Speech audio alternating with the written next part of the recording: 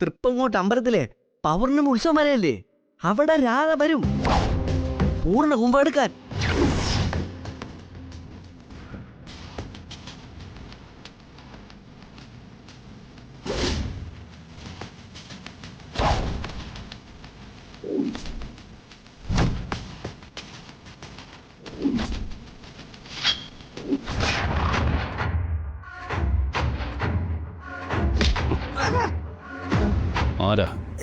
ആരായി തന്നോട് പറഞ്ഞത്? നാട്ടിൽ നിന്ന് എൻ്റെ കൂടെ പട്ടാളത്തിലുണ്ടായിരുന്ന ധർമ്മരാജൻ വിളിച്ചിരുന്നു. റിട്ടയർമെന്റ് കഴിഞ്ഞ് അമ്പല കമ്മിറ്റിയും ഉത്സവ പരിപാടി നടക്കാവാൻ. തന്റെ കൂട്ടുകാരനല്ലേ ഭണ്ഡാരക്കുറ്റി നിറയ്ക്കാൻ വെറുതെ ഓരോരോ കഥകൾ അടിച്ചിറക്കുന്നത്. അവസാനം പൈസ അടിച്ചോണ്ട് അവനൊക്കെ നാടുവിടും, അത്ര തന്നെ. എന്റെ സാറേ, അവൻ ശരിക്കും പട്ടാളക്കാരനാ, എന്നെ പോലെയൊന്നുമല്ല. അപ്പൊ താൻ ശരിക്കും പട്ടാളക്കാരനല്ലേ? സാർ വിഷയത്തിൽ തന്നെ മാറല്ലേ. ഇത് 100% വിശ്വസനീയമായ വാർത്തയാണ്. കാരണം രാധ അവിടെ കൊണ്ടുവരാൻ ചരടുവലി നടത്തുന്ന ആരാണെന്നറിയാമോ? സാറിന്റെ ശത്രുവായ വേണുഗോപാലൻ വക്കീല. താൻ ഒരിക്കലും രാധയെ കാണാൻ പോകുന്നില്ല. രാധയെ മാത്രമല്ല, തന്റെ മകനെ. ഇനി പറ, സംഗതി സത്യമാണെങ്കിൽ അത് സാറിന് വലിയ നാണക്കേടാവൂലേ? ഇല്ലേ? ഞാൻ അറിയാതെ അവൾ അവിടെ വന്ന് ഉത്സവം നടത്തിയ അതെനിക്ക് നാണക്കേട് തന്നെയാ. കറക്റ്റ്. നാടായ നാട്ടില് എന്തിന് കാട്ടിലൊരു അന്വേഷിച്ച് നടന്നിട്ട് ഒടുക്കൻ രാധ തൃപ്പങ്ങോട്ട് തന്നെ വന്ന് ഇറങ്ങാൻ വച്ചാ പിന്നെ സാറ് ഈ മീശയും വെച്ച് നടക്കണേ പിന്നെ എന്താണ് അർത്ഥം? സൂക്ഷിച്ച് സംസാരിക്കുക. അയ്യോ, ഇത് എന്റെ ചോദ്യമല്ല സാർ, മറ്റുള്ളവർ ചോദിക്കുമെന്ന് പറഞ്ഞതാ. രാധ എത്തുമെന്ന് 100% ഉറപ്പാണോ? അങ്ങനെ ചോദിച്ചാ എന്റെ ഊഹാപോക ശരിയാണെങ്കിൽ രാധയ്ക്ക് ഇപ്പൊ നല്ല പിൻബലമുണ്ട്. എന്തെന്നാ, ആ വേണു വക്കീലാണ് രാധയെ സപ്പോർട്ട് ചെയ്യുന്നുണ്ട് നേതാവ്. ആ നേതാവിന്റെ അഹങ്കാരം ഞാൻ തീർത്തേരടാ. അവന്റെ കഴുത്തറുത്ത് തൃപ്പങ്ങോട്ട് പുഴയിലെ മീനുകൾക്ക് തീറ്റയായിട്ട് ഇട്ടുകൊടുക്കും ഞാൻ. അതൊന്നും അല്ല സാറേ ഇപ്പൊ ചെയ്യേ.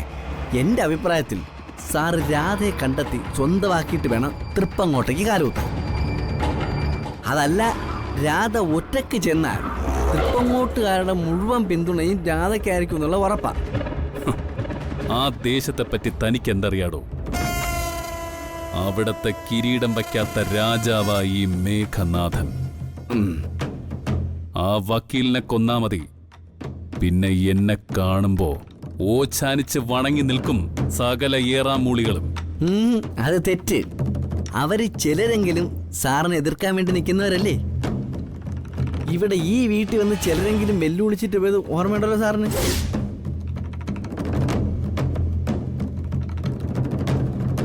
അവിടെ ഉത്സവത്തിന് രാധ എത്തും മുമ്പേ സാർ അവളെ കണ്ടെത്തി സ്വന്തമാക്കിയേ പറ്റൂ. ഇത്തവണ പൗർണമി ഉത്സവത്തിന് സാറ് വെറുതെ ചെന്ന് കയറി കൊടുക്കരുത്. എല്ലാവന്മാരുടെയും നാവടയണം നോക്കി. രാധയുടെ ഇടം കൈ സാറിന്റെ വലം കയ്യിലുണ്ടാവണം.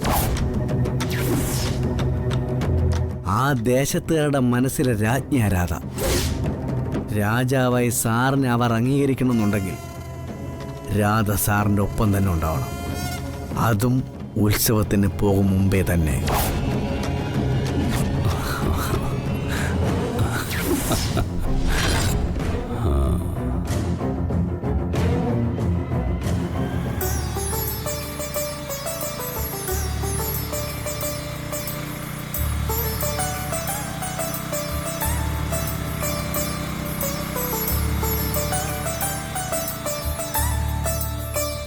ആര്യേ, ആരുതേ, അഞ്ജലി വന്നു.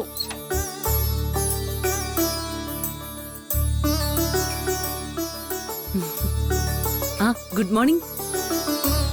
വിരുന്നുകാരൊക്കെ പോയോ പുഷ്പൻ ചേട്ടാ? സോറി, ഞാൻ സീതമ്മയുടെ വീട്ടിൽ നിന്ന് തിരിച്ചു വരാൻ അല്പം താമസിച്ചു. അവിടെ സുധാകരേട്ടൻ. മതി, അധികം ഉത്സാഹം കാണിച്ച് ഇനിയും കള്ളത്തരം നടിക്കണമെന്നില്ല. ചന്ദ്രേട്ടനും രുക്മിണിയമ്മയും ഇവിടെ നിന്ന് പോയിട്ട് വരാൻ വേണ്ടി കാത്തു നിൽക്കുകയായിരുന്നു നീ. എന്താ, ശരിയല്ലേ? കള്ളത്തരം നടിക്കാനോ? പുഷ്പൻ ചേട്ടൻ എന്താ അങ്ങനെ പറഞ്ഞത്?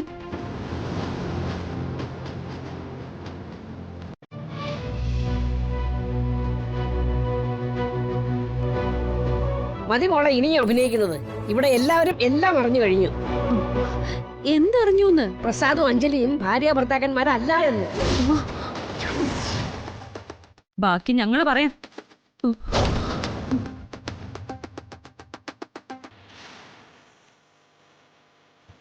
പ്രസാദേട്ടൻ തന്നെയാ എല്ലാം തുറന്നു പറഞ്ഞത്. നിങ്ങൾ തമ്മിൽ ബന്ധമൊന്നും ഇല്ലാന്നും കല്യാണം പോലും വെറും നാടകമാണെന്ന് നോക്കേ, അടുത്ത സുഹൃത്തുക്കൾ മാത്രമാണെന്ന് നോക്കേ.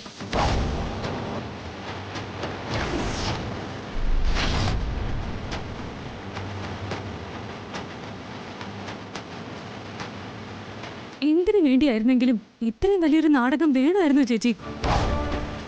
കൊടിയ വഞ്ചനയല്ലേ ചേച്ചി കാണിച്ചത്?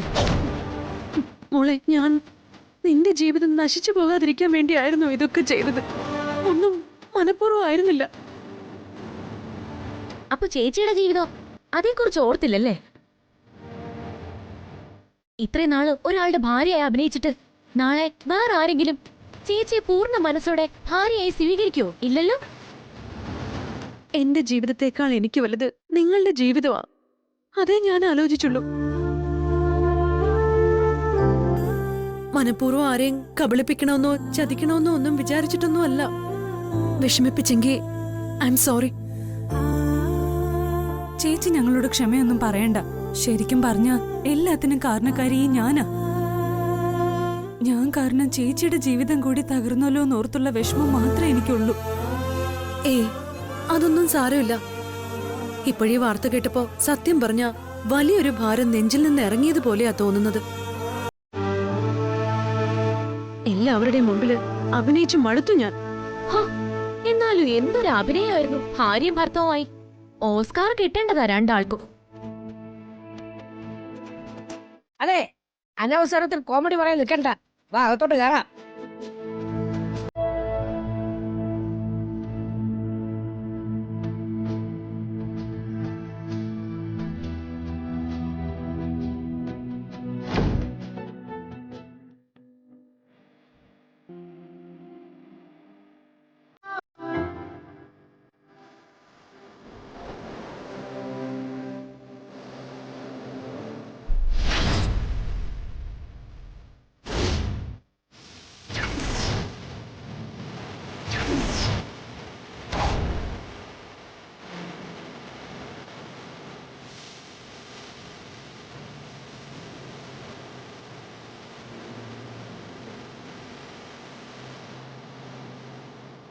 താൻ ഇന്നലെ സീതമ്മയുടെ വീട്ടിലായിരുന്നു അല്ലേ?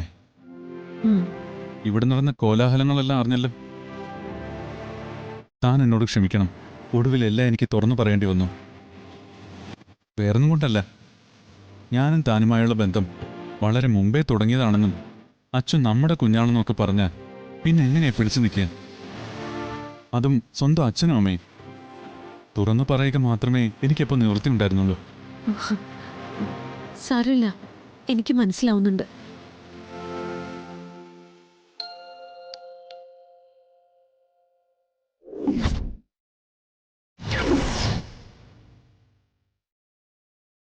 താങ്ക്സ്.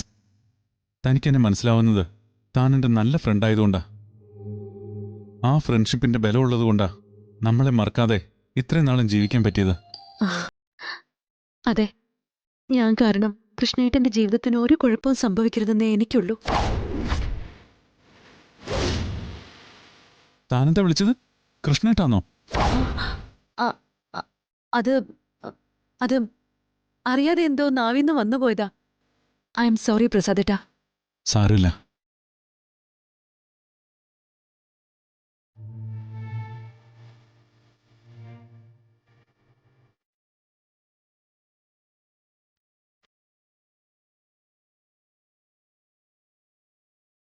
കൃഷ്ണേട്ടാന്ന് എന്നെ വിളിക്കുന്നത് ആരാന്ന് തനിക്കറിയോ? ഇല്ല.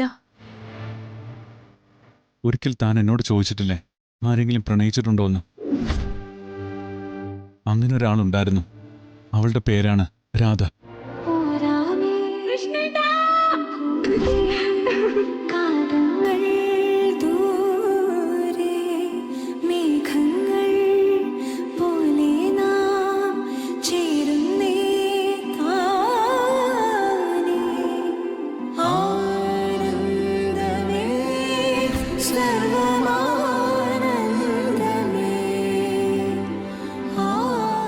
രാധ എന്നെ വിളിച്ചിരുന്നത് കൃഷ്ണേട്ടാന്നാ. താൻ അങ്ങനെ വിളിച്ചപ്പോ പെട്ടെന്ന് എനിക്ക് രാധ ഓർമ്മ വന്നു. സത്യം.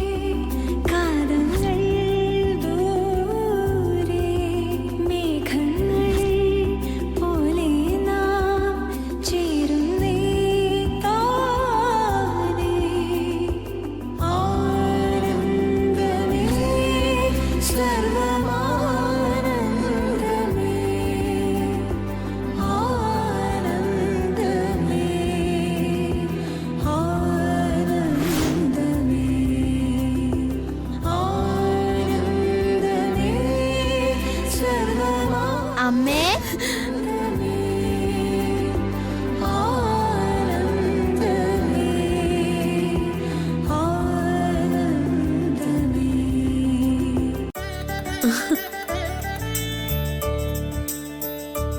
അച്ചുട്ടാ, അമ്മ എപ്പോഴാ വന്നത്? ഇപ്പോ ഞാൻ അമ്മയുടെ കൂടെ പൊയ്ക്കോളാം. പോ, ആയിക്കോട്ടെ.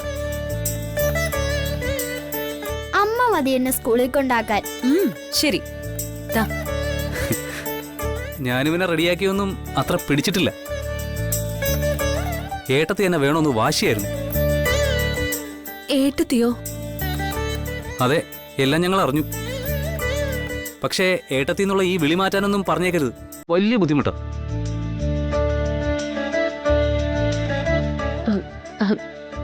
ശരി, ഞാൻ മോനെ കൊണ്ടുവിട്ടിട്ട് വരാം. വാ.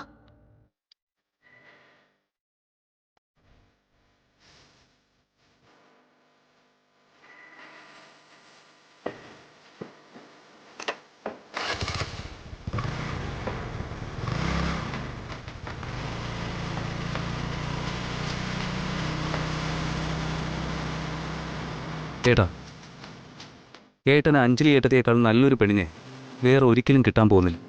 അതാ എൻ്റെ വിശ്വാസം. ഹരി, ഞാൻ പറയാനുള്ളത് പറഞ്ഞു. ഒരിക്കലും തിരിച്ചു വരാത്ത രാധ വേണോ, എപ്പോഴും കൂടെയുള്ള അഞ്ജലി വേണോ എന്ന് വലിയേട്ടൻ തന്നെ തീരുമാനിക്കും.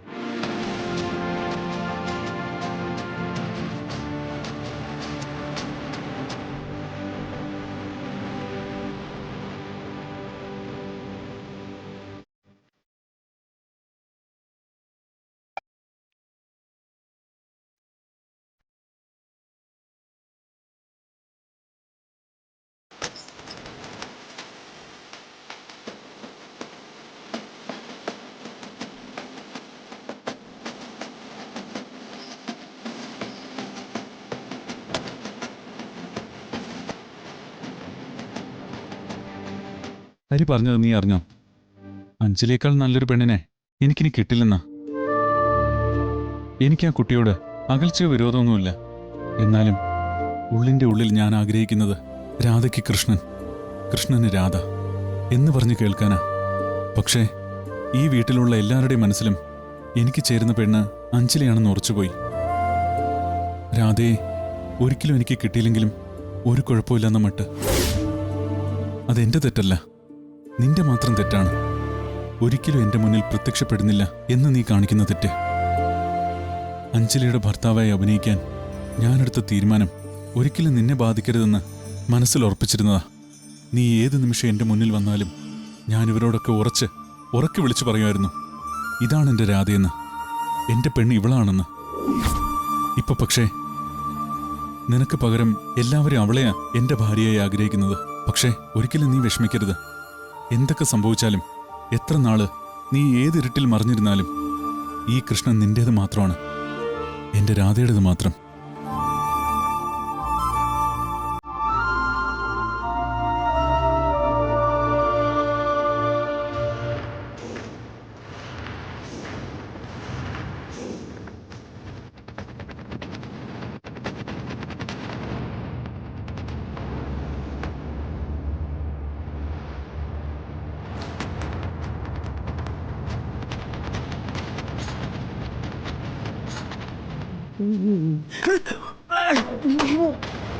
എന്റെ അമ്മ ഇപ്പൊ വീണാന്.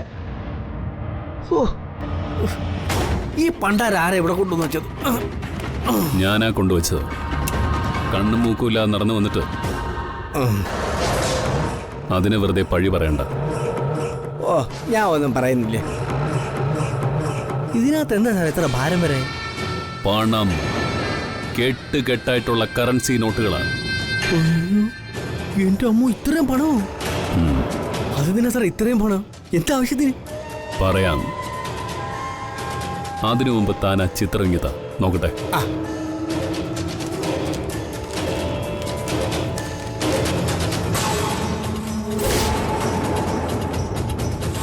അല്ല സാറേ, ഈ ആര്യ കൊച്ച് ഈ പടം വരച്ചിട്ട് കുറെ കാലം ആയില്ലേ? ഉം. എന്നിട്ടിപ്പോ വല്ല പ്രയോജനം ഉണ്ടായോ? ഇതിപ്പോ എന്തിനാ പൊടിയിട്ട് എടുത്തത്? കാര്യമുണ്ട് മനുഷ്യ. നമ്മളന്ന് വിട്ടുകളഞ്ഞ ഒരു പ്രധാനപ്പെട്ട പഴുതുണ്ട് നമ്മുടെ മുമ്പിൽ. ആ അമ്മായി വൻസിലെ പ്രസാദം. പ്രസാദോ? അയാളെ നമ്മൾ ഈ പടം കാണിച്ചതല്ലേ അന്ന് വഴിയിൽ വിളിച്ചു വരുത്തിയിട്ട്? ഇല്ലടം മരത്തലയാ.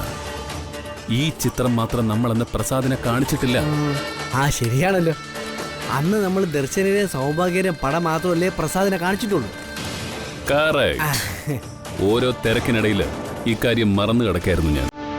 ഇന്നലെ എനിക്കൊരു ചിന്ത വന്നത്, ഈ ചിത്രം പ്രസാദിനെ കാണിച്ചാൽ ഇനി എന്തെങ്കിലും ഒരു ക്ലൂ കിട്ടുമെന്ന്.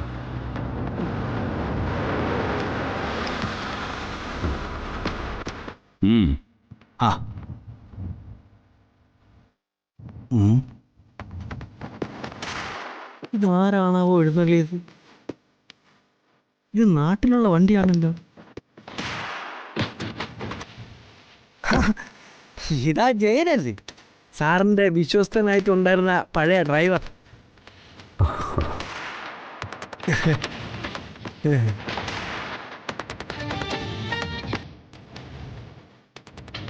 സാറ് വരാൻ പറഞ്ഞത്? കാര്യമുണ്ട്. ലോ, ആ ബ്രീഫ് കേസ് എടുത്ത് ഇയാളുടെ കയ്യിലോട്ട് കൊടുക്ക. ഇത്ര പണം ഇവന് കൊടുക്കുന്നത്? പറഞ്ഞത് കേൾക്കണോ? അല്ലാണ്ട്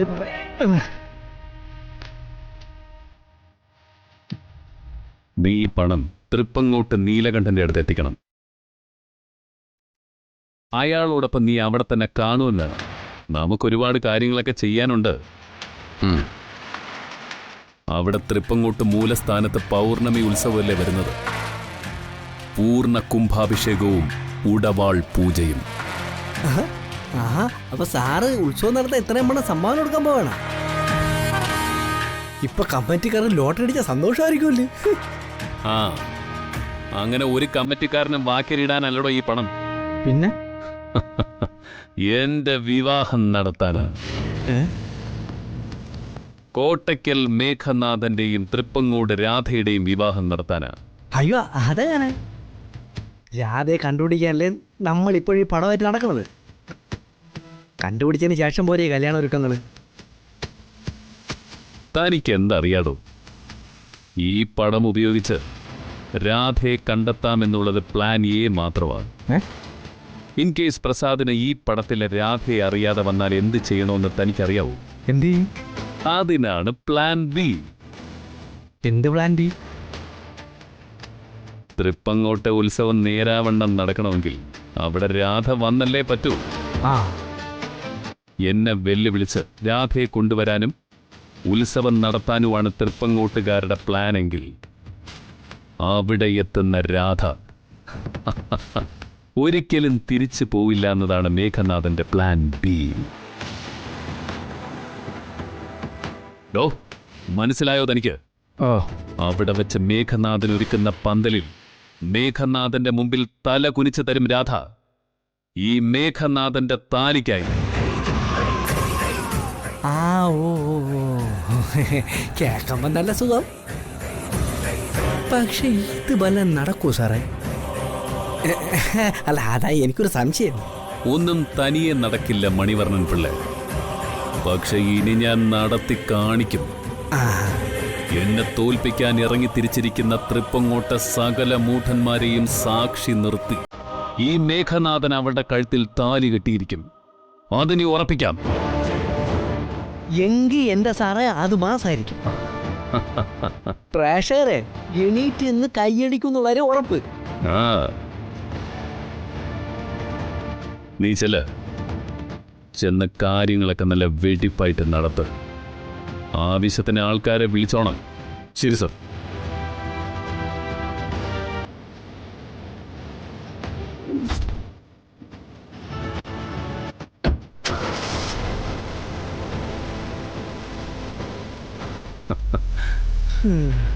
എന്നാ പിന്നെ നമുക്കും താമസിക്കേണ്ട മണിച്ച. ഏ? ആ, നമുക്ക് പ്രസാദിന്റെ വീട്ടിലൊന്ന് പോണം. ഓ ഈ ചിത്രമാണ് ഈ കഥയിലെ താക്കോൽ. പ്രസാദ് ഇവിടെ തിരിച്ചറിഞ്ഞാൽ അവിടെ മാറും ഈ കഥയുടെ കാതൽ. ഉം.